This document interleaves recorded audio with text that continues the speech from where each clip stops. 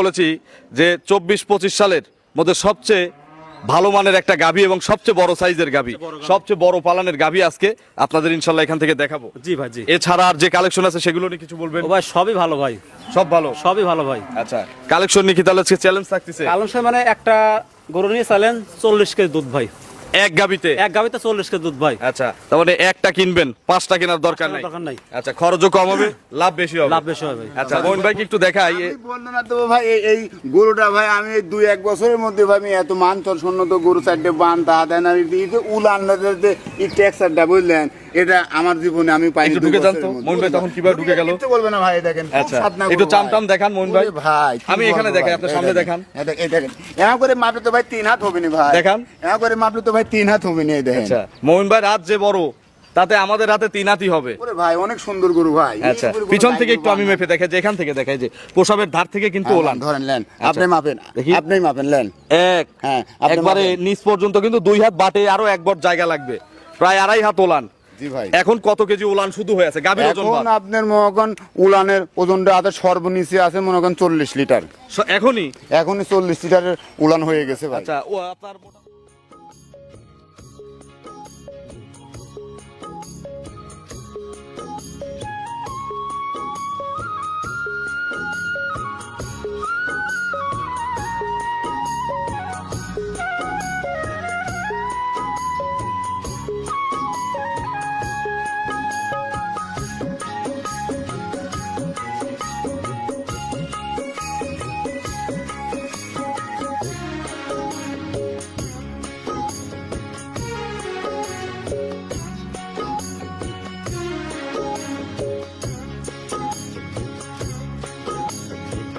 হায়রে আমার মন মাতানো দেশ, হায়রে আমার সোনা ভোলা মাটি, রূপ দেখে তোর কেন আমার নয়ন ভরে না, তোরে এত ভালোবাসি তবু পরাণ ভরে না।